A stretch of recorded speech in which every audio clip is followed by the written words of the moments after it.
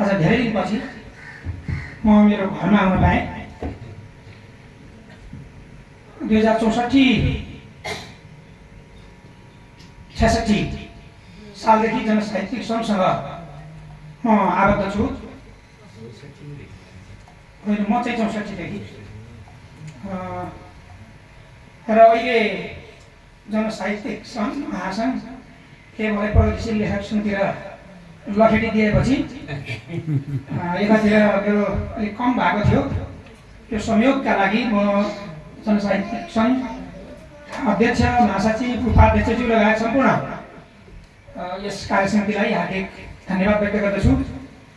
र हाम्रा माझ एउटा सङ्घर्षशील व्यक्तित्व हुनुहुन्छ। जनसाहित्यिक सङ्घको 109 श्रृङ्खलामा प्रगतिशील विचार बोकेका, मार्क्सवादी चिन्तन बोकेका र विगतमा विभिन्न चरण पार गर्दै अहिलेको नेपाल कम्युनिस्ट पार्टी एमाले को जनसांस्कृतिक मोर्चा सम्म आइपुगेका हामी तमाम लेखक कलाकारहरूको यो मातृ संस्था हो। र यो संस्थाले 108वटा श्रृङ्खला, आज 9 श्रृङ्खला पार गर्दैछ। यो अविरल यात्राका लागि म हार्दिक आभार प्रकट गर्दछु। र यो अविच्छिन्न यात्रा निरन्तर चलिरहोस् त्यसको लागि म शुभकामना व्यक्त गर्दछु। यस क्रममा मलाई लाग्छ सायद 32औं श्रृङ्खलामा म पश्चिमको कविका 12वटा कविता वाचन गरिएका थिए। आज संयोगले पूर्वको दोस्रो जिल्ला र पश्चिमबाट चौथो जिल्लाका स्रष्टा र द्रष्टाको रूपमा हामी दुईजना उपस्थित भएका छौँ। श्रद्धेय कवि चेवन चन्द्र बस्नेतज्यूका बारेमा उहाँका जानकार व्यक्ति अघि उहाँको व्यक्तित्वका बारेमा धेरै कुरा भनिसक्नु भएको छ। तर संक्षेपमा केही कुरा उहाँका बारेमा मैले पनि भन्नै पर्दछ।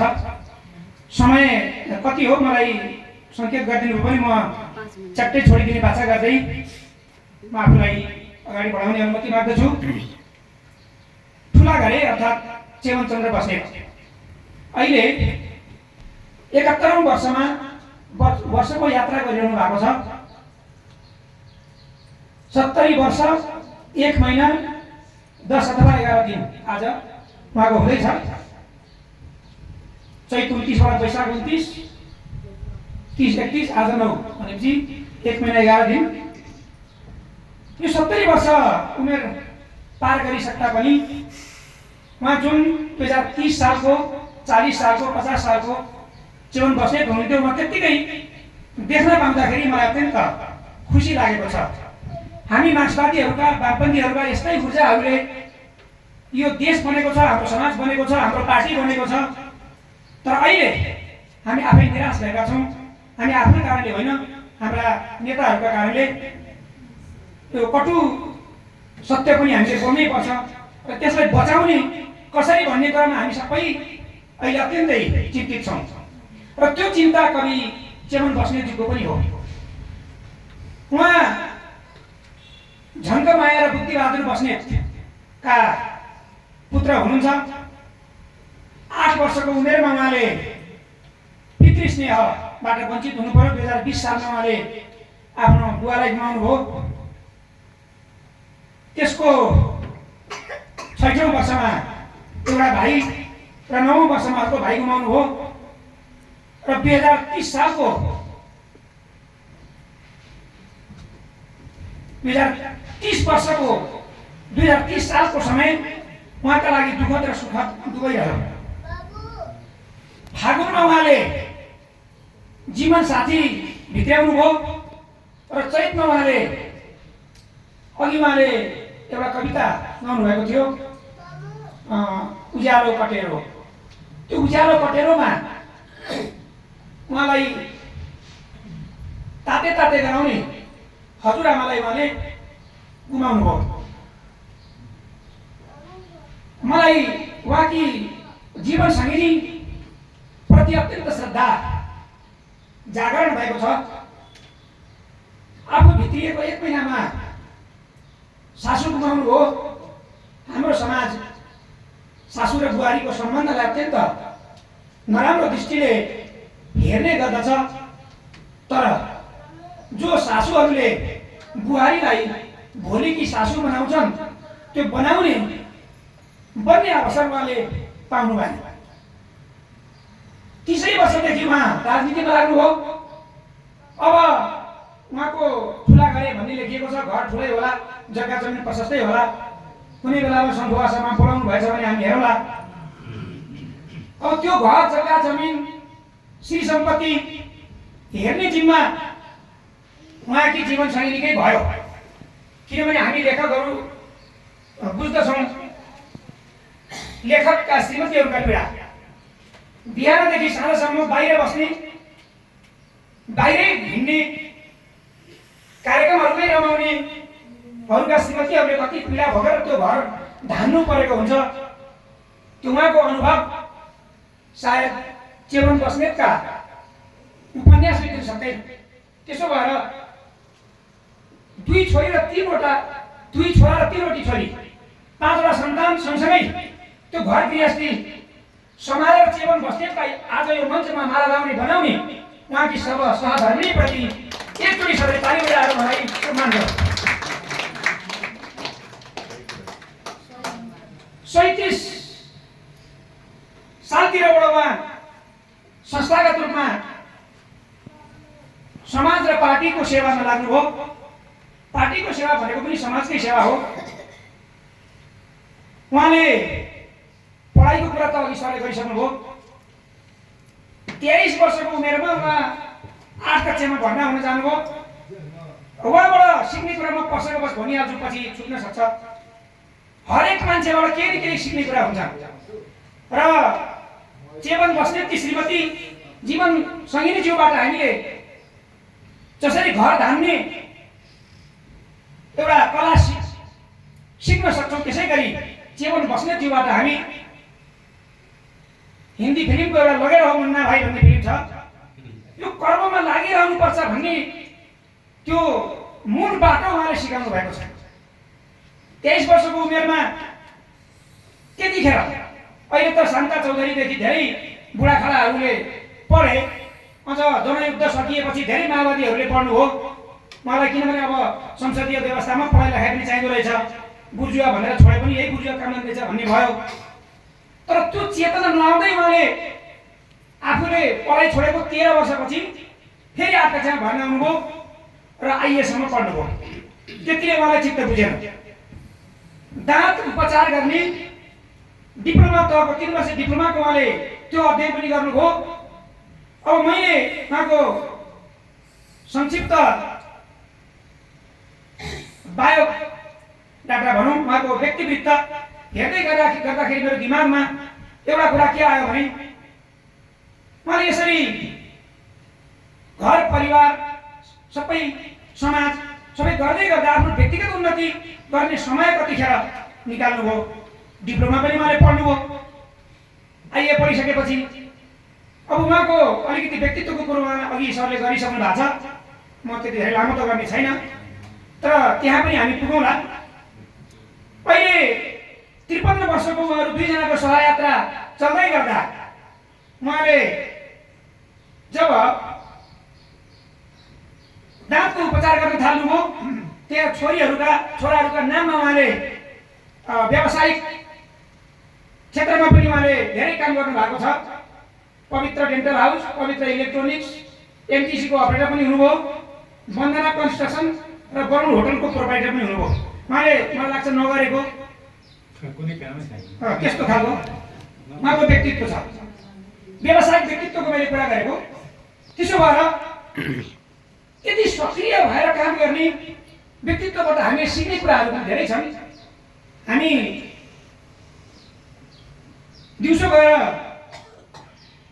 2 घण्टा गफ सुन्ने, 2 घण्टा नास्ता खाने, 1-2 घण्टा काम गर्ने र घर आएर जुत्ताको मोजा पनि श्रीमतीलाई खोल्न लाउने, अफिसका कर्मचारी यस्तो परिवेशका मान्छे, यति सक्रिय भएर काम गर्ने मान्छेहरूबाट हामीले सिक्न पाए हाम्रा करेसाबारी पनि लहल हुन्थे। तर त्यो चेतना अब हामी एआईबाट, वर्तमान सरकार र त्यसका मान्छेहरूले एआईबाटै सबै कुरा तगाई बिफाउने स्थिति छ। अब उहाँ 9 वटा देशको भ्रमण पनि गर्नुभएको छ यस बिचमा। अघि एकजना सरले कविता सुनाउँदाखेरि भन्नुभयो गद्यमा लेख्नुहुन्थ्यो, छन्दमा पनि लेख्नु हुँदो रहेछ। त्यो कुरो अलिक पछि गर्छु म, त्यसमाथि पनि मेरो आफ्नो कुरा छ। अब उहाँ यो व्यावसायिक व्यक्तित्वबाट भित्र छिरिसकेपछि उहाँको सामाजिक व्यक्तित्व ठिकै छ, मलाई माइकमा भए पनि खासै गर्नु पर्दैन।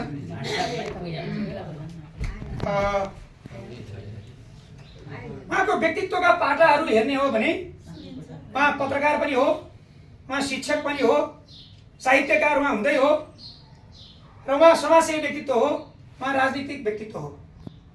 हामी 6-7 वटा व्यक्तित्व उहाँभित्र पाउँछौँ। अघि धेरै सङ्घ संस्थामा काम गरेको कुरा सरले भन्नुभएको थियो।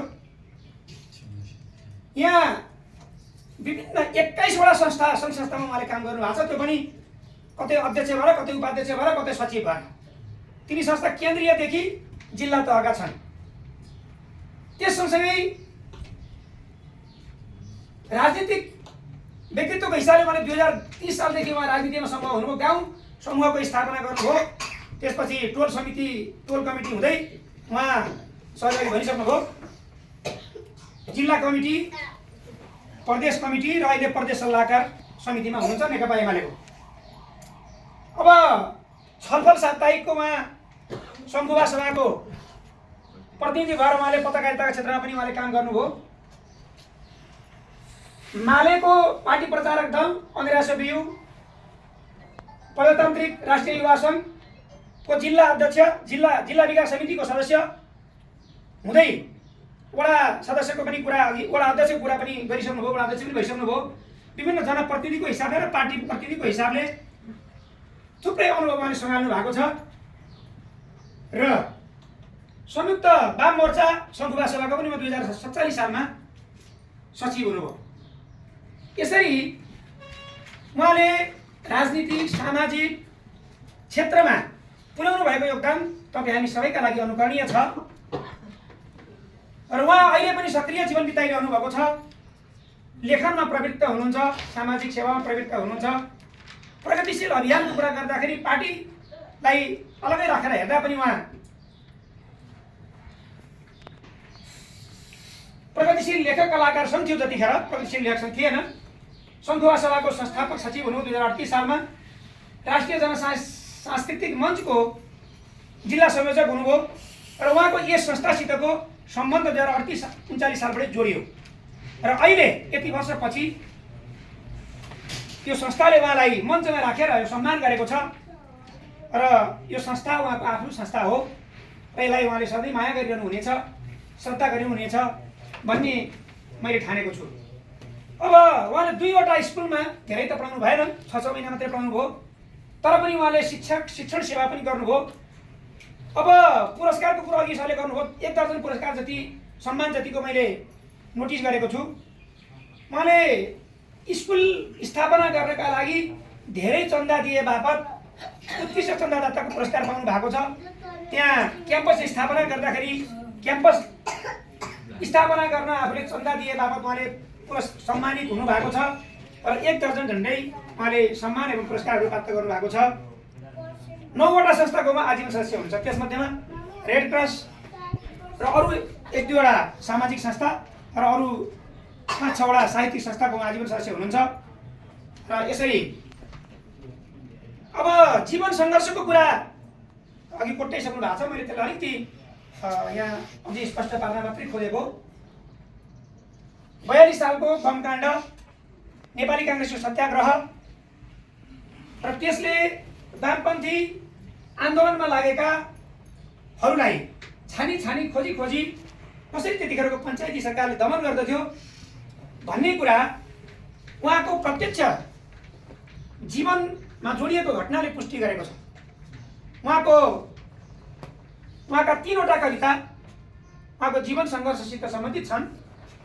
एउटा अघि भर्खरै गद्य कविता लास्टमा सरले सुनाउनुभयो, त्यो यो देश बनाउने, त्यसमा पनि उहाँका पुराना तिता अनुभवहरू त्यहाँ सँगालिएका छन्।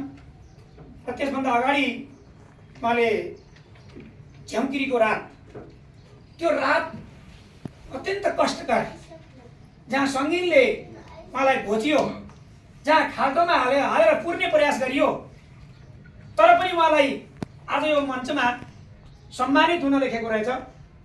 यो मञ्चमा प्रगतिशील स्रष्टाहरूका बिचमा उहाँलाई माला लाएर उहाँको कविता सुनाउन लेखेको रहेछ।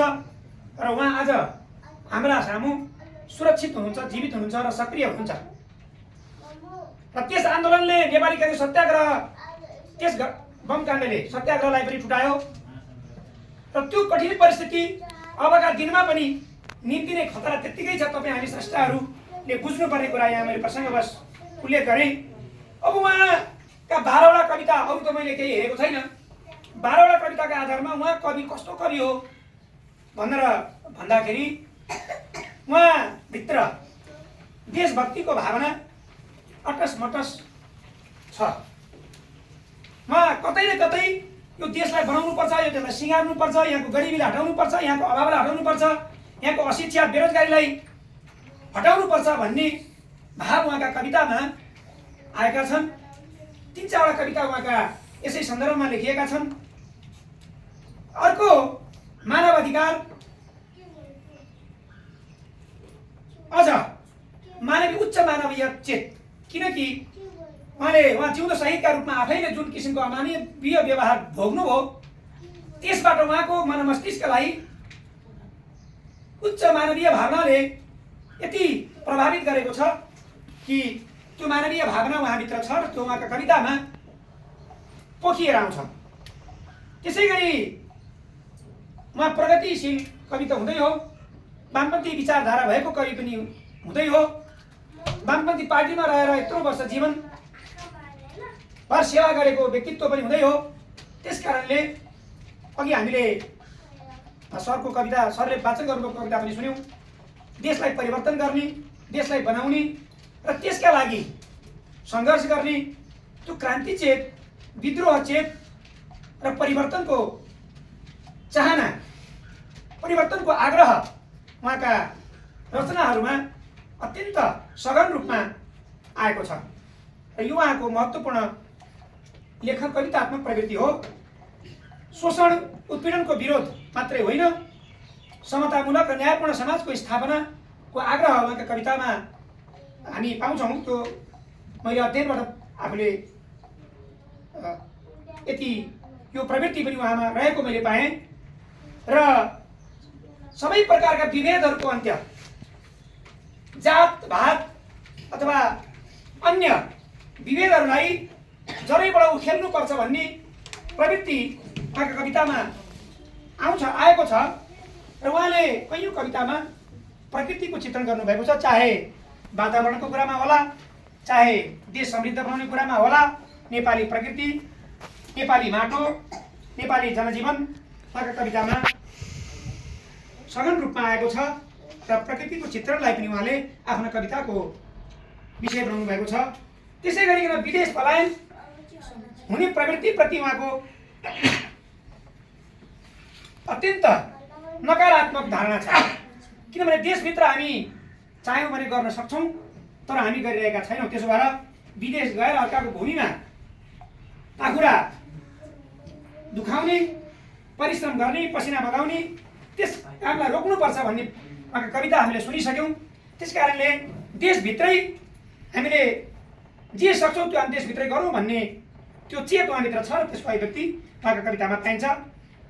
यसरी समृद्ध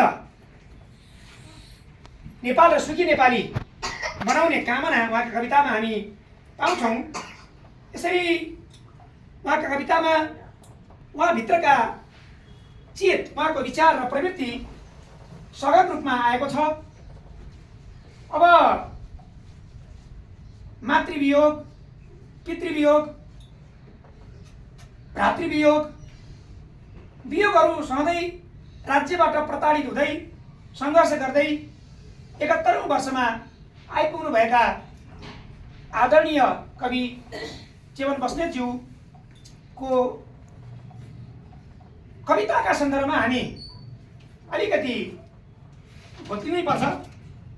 उहाँले 12वटा कविता वाचन गर्नुभएको, उहाँका 12वटा कवितामध्ये 6वटा आफैले वाचन गर्नुभएको छ र 6वटा अन्य कविहरूले वाचन गरिदिनु भएको छ।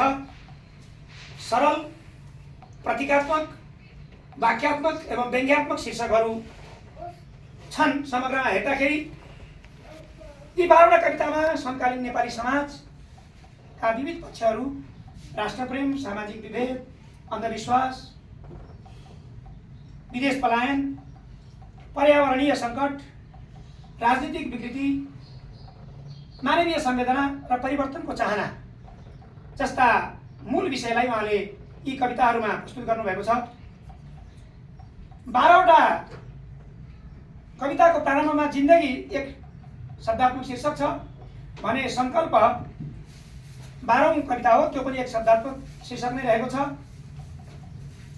मालिनी, शिखरिणी, सातदुरी विगडित, भुजङ्ग प्रयाग, अनुष्टुप, वसन्त तिलका, इन्द्रवज्रा र द्रुत विलम्बित गरी 8वटा शास्त्रीय वाणिक छन्द र 3वटा गद्य अथवा मुक्त लयमा उहाँले कविता सिर्जना गर्नुभएको छ। चारुलाई पनि मैले गद्य अन्तर्गतै राखेको छु, त्यो गजलको रूपमा रहेको छ। अब कविताभित्रको कुरा गर्दाखेरि म चारुबाटै भित्र पस्नु जस्तो लाग्यो। यो चारु शीर्षक नराख्नु भएको भए बढी राम्रो हुन्थ्यो, किनभने चारुको अर्थ रमणीय, सुन्दर अथवा सौन्दर्य। त्यो कविताले त्यति सौन्दर्य जुन चारुको अर्थमा दिनुपर्ने त्यो दिन सकेको मैले पाइनँ। त्यसबाट हामी भावनामा बगेर नयाँ नयाँ शीर्षक अथवा नयाँ नयाँ चिज पस्किन्छु भन्नतिर लाग्यो भने त्यो फुत्किन सक्छ। त्यसो भएर छन्दकै कविता उत्कृष्ट थिए, गद्यका कविता उत्कृष्ट थिए। चारु जस्तो नबनेको चाहिँ मेरो अनुभूति छ।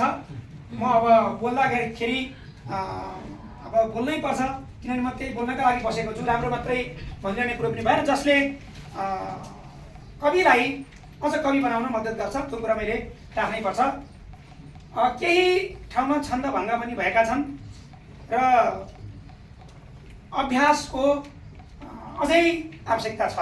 त्यो आवश्यकता किन छ भने उहाँले झन्डै 40 वर्ष उहाँले लेख्नै छोडिदिनु हो। त्यसो नगर्नुपर्ने थियो, किनभने अभ्यासले हरेक रचनालाई सुन्दर बनाउँछ। त्यसो भएर बिचमा छोडिदिएपछि उहाँ त 75 सालमा हजुर आमा बित्नुभयो अनि 76 सालबाट बल्ल उहाँले सायद आमा बितेपछि ठ्याक्कै 76 साल लाग्यो र उहाँले त्यसपछि फेरि उहाँको भावना बग्न थाल्यो र एउटा उपन्यास र 2टा, एउटा गद्य अर्को पद्य, अघि नाम सरले भनिसक्नु भएको छ, 3वटा कृति प्रकाशित गर्नुभयो र अरू अप्रकाशित रूपमा रहेको उहाँले जानकारी दिनुभएको छ। अब कविता लेखन के हो भन्दाखेरि हामी जति पनि यहाँ छौँ सबै हामी आफ्नो साहित्यिक यात्रा कविताबाट सुरु गर्दा रहेछौँ के। जसलाई सोधे पनि पहिला के लेखिस् तैँले भन्दाखेरि कविता भन्छ। अनि बिस्तारै जब कविता बुझ्दै जान्छ नि, बुझ्दै गएपछि कविता लेख्न छोड्छ। अनि कि गजलकार बन्छ, कि उपन्यासकार बन्छ, कि कथाकार बन्छ, कि निबन्धकार बन्छ, कि संस्मरणतिर लाग्छ। त्यसो किन गर्छ होला भन्दा त्यसमध्येको एउटा कारण, एउटा त कवितामा भाव सम्प्रेषण गर्न कठिन छ, त्यति सजिलो छैन कविता लेख्न। हामी जसरी कवितालाई सजिलो विधा मान्छौँ त्यति सजिलो छैन। दोस्रो कारण चाहिँ मैले भन्न खोजेको कारण चाहिँ के हो भने जब कविता कसरी लेखिन्छ भन्ने बुझ्छ, त्यो शिल्प र शैली नजानेपछि अनि भाग्छ। मुख्य कारण चाहिँ त्यो हो। कतिपय मान्छेहरू कविता जीवनभर कविता लेख्ने मान्छे बल्ल कवि, सिद्ध कवि हुने हो। त्यसै हामी देवकोटा, घिमिरे अथवा पौडेल भन्दैनौँ। त्यही बेजोड कविता त बागजेसमले पनि लेखेका छन्, तर उनलाई हामी कविभन्दा बढी नाटककार भन्छौँ। उनले आफैले नाटकतिर बढी होमिए, तर उनले त 10 वर्षको उमेरमा 10 वर्ष अलिक वर्ष चाहिँ होला 77 सालमै उनले महाकाव्य लेख्न थालेका हुन्। अब कविताको भाषा साँच्चीकै विशिष्ट हुन्छ त्यो कविताको भाषा विशिष्ट भएन भने कविता बन्दैन। त्यसो भएर अब यहाँ हाम्रो चेवन सरका कतिपय कविता उत्कृष्ट छन् र कतिपय कविता सामान्य अर्थका छन्।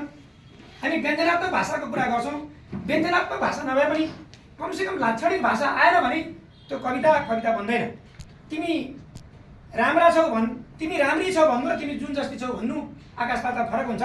कविताले तिमी जुन जस्ती छौ भन्ने भाषा माग्छ, तिमी राम्री छौ भन्ने भाषा माग्दैन। योभन्दा बढी मैले बोल्नु आवश्यकै छैन, किनभने हामी सबै यहाँ स्रष्टा द्रष्टा मभन्दा धेरै विशिष्ट व्यक्तिहरू हुनुहुन्छ। यो परिस्थितिले म आज यहाँ समालोचक भएर उभिएको मात्रै हो। त्यसो भएर कविताको भाषा विशिष्ट हुन्छ र त्यो व्यञ्जनात्मकता, त्यो कविताको त्यो गुण, त्यो शिल्प हामीले राख्न सकेनौँ भने, पोख्न सकेनौँ भने कविता भत्किन्छ। र यो भत्काउने क्रममा धेरै ठाउँमा हाम्रा चेवन सरका कविता पनि भत्केकै छन्। अब भत्केको कुरा मैले धेरै गरिनँ, तर सपानी कुरा मैले के गरेँ भने अभ्यासको प्रशस्त खाँचो छ र अभ्यास गर्नुपर्छ। एउटा कवितालाई धेरै ठाउँमा मैले यी सँगसँगै बस्दा अहिले भर्खरै मैले कविता दिनुभएको थियो, त्यो कविता हेर्दा हेर्दै पनि मैले एक दुई ठाउँमा शब्दलाई अलिअलि यताउता पार्दाखेरि पनि कविता राम्रा उत्कृष्ट कविता बन्ने अवस्था छ। तर शब्दलाई हामीले नखेलाइकन हुँदैन। यो पहिलो कवितामा पनि अलिकति अभ्यासको चाहिँ कमी मैले देखेको छु। अब यहाँ पाजी शब्द एक ठाउँमा प्रयोग भएको छ। हामी कतिपय अवस्थामा यस्ता अशिष्ट शब्दहरू, सामान्य रूपमा चलनचल्तीमा प्रयोग हुने शब्दहरू कवितामा उपयुक्त ठान्दैनौँ। यसलाई हटाउन सकिन्थ्यो। अर्को पनि तल छ, झटपट सब खोस्यो जिन्दगीले नटेरी। यो जिन्दगीले नटेरेर खोजेको होइन, जिन्दगीलाई नटेरेर खोजेको हो, नटेरेर खोसेको हो।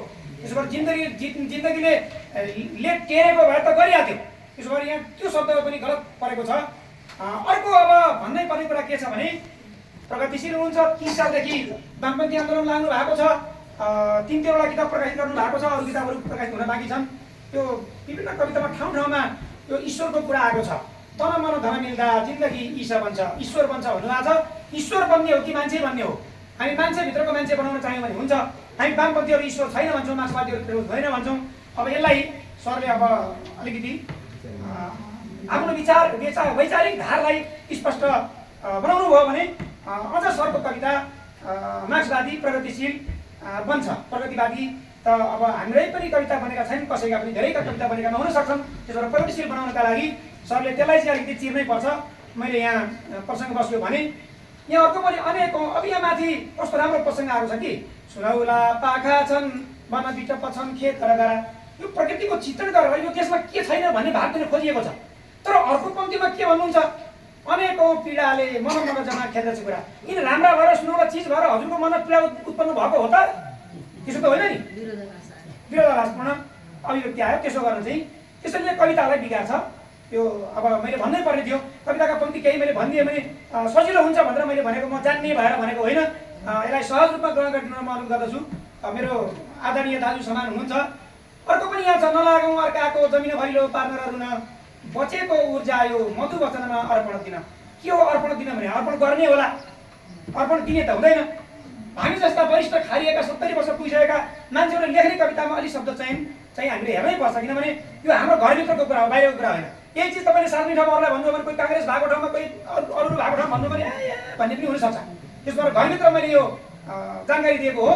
यो अर्पण दिन भन्ने मिल्दैन, यहाँ शब्द मिलेको छैन। हिरा जति यति राम्रा सुन्दर बिम्बहरू पनि छन्, प्रतीकहरू पनि कति मिठो। हिरा छन् मोती छन् जगमगाई तै सङ्ग्रह गरौँ। कति राम्रो आएको छ यहाँ। हिरा मोती देशभित्रै छन् भन्ने कुरा ल्याउनु भएको छ। अर्को पनि कुरा यहाँ आयो कि यो पूर्वतिर झिटिकुन्टा बोक्दैन रहेछन् भन्ने मलाई यो कविता पढेपछि मेरो दिमागमा आयो। पश्चिमतिर मात्रै झिटिकुन्टा बोक्दा रहेछन्। यो झिटीको पोको हुँदैन। झिटीको पोको भनेको सानो हो, झिटी भनेको ठुलो हो, झिटिकुन्टा ठुलो हो। त्यसो भएर यो 93 सालमा 1993 मा हाम्रो बाबुकिरण समले मुटुको व्यथा लेखे। उहाँले चाहिँ ऐसेलुको रूप बनाइदिए। यो जानकारी नभएको कुरा हामीले लेख्न खोज्दाखेरि चाहिँ यस्तो हुन्छ। थाहा नभएको कुरा हामीले सबै नलेख्दाखेरि राम्रो हुन्छ। किनभने त्यसले आफ्नो कमजोरी देखाउँछ। त्यसो भएर झिटिकुन्टा मिलेको छ फेरि। झिटिकुन्टा भनेपछि मिलाएको छ यहाँ। झिटिकुन्टा टाउकोमा कफन मेरो रहर थिएन, झिटी र गुन्टा बोक्नु मेरो बाध्यता थिएन, कति मिठो गरी बगेको छ। झिटी र गुन्टा बोक्नु मेरो बाध्यता थिएन, तर झिटीको पोको बोक्नु मेरो बाध्यता। पोको भनेको सानो हो, माथि यहाँ घाँटीमा आएको पोको गलगडा भन्छौँ हामी, कसैको ढाडमा पोको आएको हुन्छ त्यो सानसानो हो।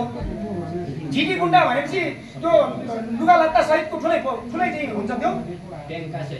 हजुर, यहाँ ब्लेड, नुनचुक, नङछुरी जस्ता असाध्यै बिम्बहरू आएका छन्, गजबका बिम्बहरू आएका छन्। त्यसले कवितालाई कविता बनाएका छन्। अति भक्कारिँदै झ्याउकिरी रोएको रात, त्यो झ्याउकिरी रोएको रात आफैमा अत्यन्त यो सिङ्गो कवितालाई बडा मिठो गरिकन पस्किन आएको छ। यो पटक पटक यसको पुनरावृत्ति पनि भएको छ। अब गद्य कवितामा गद्य कविताको चर्चा गर्दाखेरि यो कवितामा अनुप्रास र अन्तर अनुप्रास आवश्यक छ, तर गद्य कवितालाई त्यो कविता बनाउने काम चाहिँ यो अनुप्रास र अन्तर अनुप्रासले नै गर्छ। किनभने छन्दमा अरू कुरा पनि हुन्छन्, लय पनि हुन्छ, लयले पनि केही कुरा, कैयौँ कुरा यहाँ अघि सुन्नुभयो होला, लय मिठो गरी बडा एकदम स्फूर्ति साथ चाहिँ स्वरले गाउनुभयो। त्यो गर्दाखेरि हामी सबै दङ्ग पऱ्यौँ, मक्ख पऱ्यौँ, कति राम्रो गाउनुभयो। तर त्यो बुझ्ने मान्छेले त्यसको भाव कसरी ग्रहण गरेको छ, त्यहाँको शब्द कसरी लिएको छ, त्यसबाट मूल्याङ्कन गर्छ त्यसले। त्यसो भएर गद्य कवितालाई गद्य कविता बनाउने चिज अनुप्रास र अन्तर अनुप्रास हो। अन्तर अनुप्रासको संयोजन कति ठाउँमा राम्रो भएको छ, तर कैयौँ ठाउँमा अझै अभ्यास भएको भए त्यो कविता उत्कृष्ट बन्थ्यो भन्ने मलाई लागेको छ। यसमा अझै सरले अलिकति जोड दिनुभयो भने सरका गद्य कविता अझ उत्कृष्ट बन्नेछन् भन्ने मेरो अपेक्षा छ। अब झसङ्ग सङ्ग त्यो बसन्त तेलाका छन्दमा त्यो छ, त्यो त सामान्य त्रुटि हो। अब त पश्चिमतिर हाम्रो भालुबाङ दाङ्ग धेरै वाङ छन्, भालुबाङ दाङ दार्जिलिङ हो नि, दार्जिलिङ होइन नि सरहरूको पूर्वतिर। त्यसबाट यो मैले खालि शब्दको प्रयोग कसरी गर्छु भनेको यो चाहिँ यो प्रिन्ट मिस्टेक हो, त्यसमा केही छैन। अर्को पनि एउटा कुरा आयो, शिखरी छन्दको विवेक किन भन्ने शीर्षकमा कविता छ। यो बडाको बङ्गाला टलटल गरी चल्किरहने, यो बङ्गाला होइन बङ्गला हो। बङ्गला शब्दले यहाँ दीर्घ शब्द हामीलाई चाहियो होइन, बङ्गाला बनाउनु हो। तर अर्को शब्द खोज्नुपर्छ भने त्यसलाई शब्दलाई कतै केही गरेर घुमाएर बङ्गलाको घर गृह भवन केही कता के लेखेर दिन्छ त्यो गर्नुपर्ने हुन्छ, तर गलत सही शब्द हामीले प्रयोग गर्नु मिलेन। त्यसो गर्दाखेरि अब यहाँनिर पनि अरूले खाएको बचत छ भने चाहिँदछ कतै। अब यो चाहिँ आफूले खान नपाएर अर्काले दिएको चोखो कुरो खाएको भन्ने सन्दर्भ हो भने यो चाख्ने कुरो भएन, खाने कुरो भयो होइन। अब अर्काको चिज मिठो भनेर चाखेको हो भने चाहिँ ठिकै छ। त्यो शब्द पनि अलिकति मैले नमिलेको हो कि भन्ने पनि लागेको छ। अब मैले यो 12वटा कविता मध्येमा उत्कृष्ट रूपमा उहाँको जीवनसँग जोडिएका 3टा कविता मध्येको एउटा झ्याउगिरी कराएको रात, अर्को मेरो राष्ट्र मेरो शिर, यो उहाँको जीवनको लक्ष्य हो। जीवनमा उहाँले जे गर्नुभयो, जति गर्नुभयो, अहिले जे गर्दै हुनुहुन्छ त्यो त्यसको अभिष्ट नै उहाँको यही कवितामा छ। त्यसो भएर उहाँको जीवन लक्ष्य पनि यही कवितामा छ। मैले प्रसङ्ग कवितालाई यति मात्रै भने, कविता उत्कृष्ट छ, तर यहाँ पनि अलिकति अनुप्रास र अन्तर अनुप्रासहरूले अझै यसलाई सुन्दर बनाउन सकिन्थ्यो जति सुन्दर छ। अझै यसमा अलिक पुनरावृत्ति शब्दको अथवा पङ्क्तिको पदावलीको पुनरावृत्तिको आवश्यकता अझै मैले देखेको छु। अब देशका लागि युवा भन्ने शीर्षक कविता छ। चुहेका पसिनासँगै अश्रुधारा खसाउँछ, तर तातो घाम पगालेर युरोयान थुकिन्छ। युरोयान थुक्ने भने त जबरजस्ती लिने भने जस्तो भयो। यो पनि शब्दले अलिक अर्थ राम्रो दिएन जस्तो लागेको छ मलाई। यो यान थुक्ने होइन, उसले लिने हो, उसले त श्रमको मूल्य लिने हो। त्यसलाई त्यस अर्थमै सरले ल्याइदिनु भएको भए राम्रो हुन्थ्यो। झुप्राभित्र मुसा कुद्दै पाखुरामा समाउँछ, मुसाले पाखुरा समाउँदैन, तौर कुद्छ भन्ने खालको अलिकति त्यहाँ भाव सम्प्रेषणमा अलिकति कतै कतै तलमाथि आएको छ। शत्रुको यहाँनिर बचेको पसिनाबाट मातृभूमि सजाउँला, दुश्मनको पढ्दाखेरि उहाँले वाचन गर्दाखेरि पनि कसरी पढ्नुहुन्छ भन्ने मैले हेरिरहेको थिएँ। दुश्मनको महाकाल बन्दै बस्ती बसाउँला भन्नुभएको छ। यो कति मिठो गरी मिल्ने रहेछ क्या। मैले यहीँनिर बनाएँ, यहीँ बस्दा बस्दै मैले त्यो दुश्मनलाई हटाइदिइसकेँ। मैले हामी त दुश्मन रहित बनिसक्यौँ हामी। यहीँनिर कति सजिलै मिलाएको छ हेर्नुहोस्। शत्रुको भई महाकाल बन्दै बस्ती बसाउँला, कति मिठो। अर्को पनि शत्रुको साथ अर्को पनि छ, बैरीको भई महाकाल बन्दै बस्ती बसाउँला। शत्रु पनि मिल्दो रहेछ, बैरी पनि मिल्दो रहेछ। तर हामीलाई दुश्मन, हामीलाई हिन्दी शब्द किन चाहिने, अङ्ग्रेजी शब्द किन चाहिने? हामी त पक्का नेपाली, हामी वामपन्थी, हामी प्रगतिशील। कतिपय यस्ता शब्दहरूमा पनि हामीले अलिकति अझै भोत्लिनुपर्छ, अझै ख्याल गर्नुपर्छ, विचार गर्नुपर्छ भन्ने मलाई लाग्छ। यो म नेपाली भाषाको विद्यार्थी भएर पनि मलाई अलिकति नेपालीप्रतिको एउटा मोह पनि हो। दुश्मन शब्द प्रयोग नगर्ने भन्ने होइन, सरको आफ्नो चाहिँ त्यो शब्दप्रतिको मोहलाई मैले सम्मान गर्छु। र म खालि नेपाली भाषाको विद्यार्थीको हिसाबले मात्रै मैले भनेको दुश्मनको सट्टा आफ्नो नेपाली संस्कृत शब्दले बन्छ हाम्रो नेपाली भाषा संस्कृतबाट जन्मेको हो संस्कृत शब्दले हाम्रो कविता बन्छ भने हामी त्यसमा हिन्दी किन घुसाउने भन्ने मेरो सन्दर्भ हो। अब तिमी बेउमा छौ र देखे अँध्यारो यो भयो शून्य जस्तै उज्यालो कटेरो। सरले अलिकति यसको पृष्ठभूमि भन्नुहुन्छ कि भनेको भन्नु भएन। उहाँले भन्दाखेरि त आफ्ना अहिले सन्तानहरू चाहिँ टाढा टाढा गएको अस्ट्रेलिया अमेरिका बाबुमा घर एक्लै बसेको भन्ने सन्दर्भ त भन्नुभयो। तर यो कविता उहाँले वास्तवमै अब कहिले लेख्नुभयो उहाँले पछि भन्नुभयो भने भन्नु होला। यो कविता उहाँले उहाँको आमा बित्नु भएपछि उहाँले यो कविता लेखेको हुनुपर्छ। किनभने यहाँ आमाले उहाँलाई लडेपछि उठाएको, खोलामा गिरेपछि समातेर लिएर आएको, मलाई माया गरेको, त्यो सबै गर्ने आमाले हो। त्यसो भएर उहाँ आमा मातृवियोगपछि उहाँले पितृवियोग त 8 वर्षमा सहनुभयो। अब 75 सालमा उहाँले मातृवियोग सहनुभयो। त्यो मातृवियोग पछिको आमाप्रतिको उहाँको श्रद्धा र सम्मान यसमा व्यक्त भएको छ। आमासँगै हजुरआमा पनि हुनुहुन्छ, बुवा पनि हुनुहुन्छ। यो कविताको लागि पनि उहाँलाई म हार्दिक आभार प्रकट गर्छु। महासर्ग हेर्दै सुतेको परानी, व्यथाले निहाल्दा भिजायो सिरानी, बनाएर खाली गयो ईश मेरो, भयो शून्य जस्तै उज्यालो कटेरो। यहाँ आमालाई उहाँले अथवा हजुरआमालाई उहाँले बुवालाई ईश्वर बनाउनु भएको छ। यहाँ मैले ईश्वरलाई फेरि अन्यथा भनेन, ईश्वर भनेको आमा नै ईश्वर हो वास्तवमा। त्यो त्यसरी बुझौँ। म बामे सरेरै दगुर दाहिलामा, उठाएर राख्थ्यौ मुसार्दै झुलामा, तिनै याद बाँकी रहेको छ मेरो, भयो शून्य जस्तै उज्यालो कटेरो। तपाईँको घर आमा बित्नु भएपछि त्यो उज्यालो थियो र अँध्यारो भएको छ। त्यो तपाईँले भन्न खोजेको यही हो।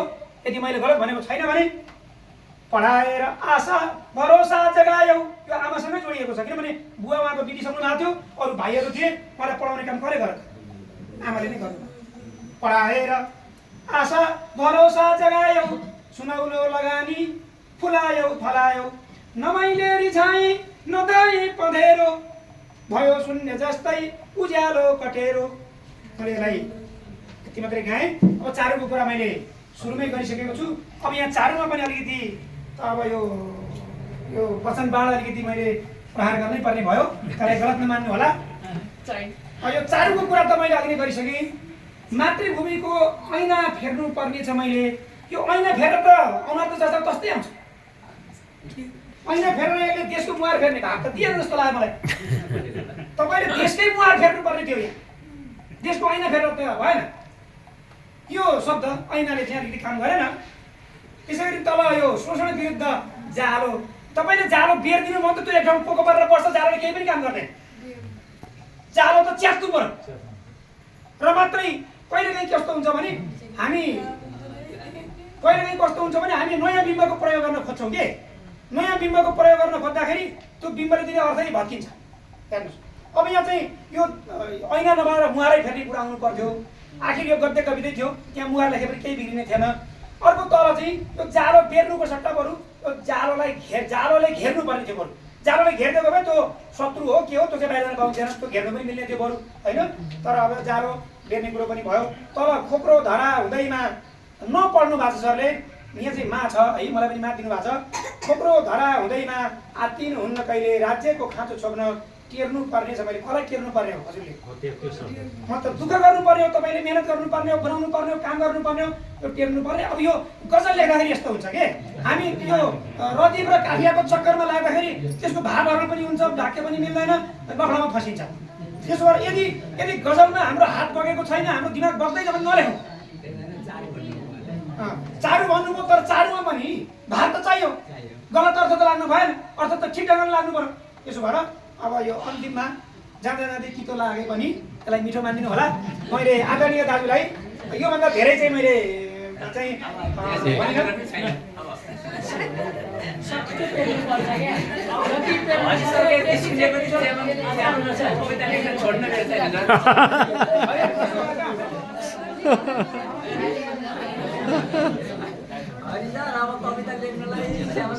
कविता अब गप्छ पनि लेख्नुहुन्छ नि, किन लेख्नु? अब रदीप र काफियाको सन्दर्भमा त्यो चारको कुरा गर्दाखेरि कतै धेरै लामो थिएन। त्यो चेवन खुस्सा तखल्लुस हाल्दिन पनि सक्नुहुन्थ्यो के भने कतै तखल्लुस हाल्दै गर्दा त्यो सुन्न हाल्छु सुगन्ध चार यदि कुरा गर्छु भनेको त्यहाँ राबेले भने जस्तै भइहाल्थ्यो। त्यो तखल्लुस आएन। र अब यसमा उहाँको सबभन्दा उच्चतम प्राप्ति भनेको उहाँले माता पिता र राष्ट्रप्रति सम्मान भाव व्यक्त गर्नुभएको छ। उहाँको यो एक दर्जन कविताको प्राप्ति हो। लयात्मक पक्ष सबल छ। सबै कविता गेय गुण सम्पन्न छन्, गद्य कविता पनि गेय गुण सम्पन्न छन्। त्यसको लागि उहाँ बधाईको पात्र हुनुहुन्छ। सबै कविताहरू पठनीय, श्रवणीय र गेय गुण युक्त छन्। अब एक दुई ठाउँमा कचाकुचुक भएको त मैले भनिहालेँ, त्यसलाई सामान्य रूपमा लिनुपर्छ। विषयवस्तुगत र छन्दगत विविधता छ उहाँसँग, किनभने 12वटा कवितामा 3-3वटा कविताको विषयवस्तु उस्तै उस्तै छ। बाँकी कविता पर्यावरणसम्म जानु भएको छ। उहाँ जिन्दगीदेखि पर्यावरणसम्म पुग्नु भएको छ, विदेश पलायनसम्म पुग्नु भएको छ। विषयवस्तुगत विविधता पनि उहाँको महत्त्वपूर्ण प्राप्ति हो। त्यसै गरिकन प्रगतिशील चेत र परिवर्तनको चाहना, न्याय प्राप्तिको चाहना उहाँको त्यो प्राप्ति हो यिनी कविताहरूको। अब अलिकति सीमाको कुरा पनि गर्नुपर्छ, प्राप्तिको पनि कुरा गरेर हुँदैन। शब्द चयन पक्षमा अलिकति सरले अझै यसो कविताहरूलाई एकचोटि फेरि खेलाउनुपर्छ, हेर्नुपर्छ। भाव सम्प्रेषणमा त्यसले कतै अप्ठ्यारो पारेको छ कि भन्ने कुरा चाहिँ हेरिदिनुपर्छ। व्यञ्जनात्मक भाषा सकभर त्यो भाषालाई जति सक्दो खेलाएर, जति सक्दो परिमार्जन गरेर उच्च स्तरीय बनाउनु भयो भने, अझ स्तरीय बनाउनु भयो भने त्यो जति राम्रो कविता बन्छ, अपकविता बन्छ। बिम्ब र प्रतीकहरू प्रशस्त छन्, तर त्यस दाँजोमा अलङ्कारहरू कम छन्। यो भाव शून्यवाला कविताहरू त्यहाँ चाहिँ हरेक ठाउँमा फेरि प्रत्येक श्लोकको अन्तिममा उहाँले सिङ्गो पङ्क्ति ल्याउनु भएको छ। त्यहाँ चाहिँ जस्तै उपमा अलङ्कारको प्रयोग भएको छ। र अरू कवितामा अलङ्कारहरू कम छन्। अनुप्रास अलङ्कार छ। अनुप्रास अलङ्कारका अरू भेदहरू पनि छन्, तर केही अलङ्कारहरू आउनुपर्ने रूपक, उत्प्रेक्षा थोरै छन्, कम छन्। त्यति कुरा मैले भने।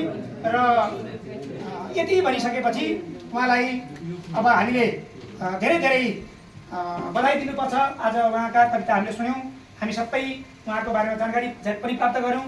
र उहाँको बाँकी जीवन अझ रचनात्मक होस्, सृजनात्मक होस्। र उहाँको फेरि त्यो तत्काल नभए पनि केही महिनामै उहाँको अर्को छन्दको कविता, यस्तै राम्रो कविता सङ्ग्रहमाथि हामी विमर्श गर्ने अवसर पाऊँ। यति शुभकामना सहित आफ्नो भनाइमा केही तलमाथि परेको भए म आदरणीय स्रष्टाज्यूसँग हृदयदेखि नै क्षमा याचना गर्दै बिदा हुन्छु। धन्यवाद, नमस्कार। साथै मलाई यो अवसर प्रदान गर्ने मेरो आफ्नो मातृ संस्था र त्यसको सिङ्गो टिमलाई म हार्दिक कृतज्ञता ज्ञापन गर्दै बिदा हुन्छु। धन्यवाद, नमस्कार।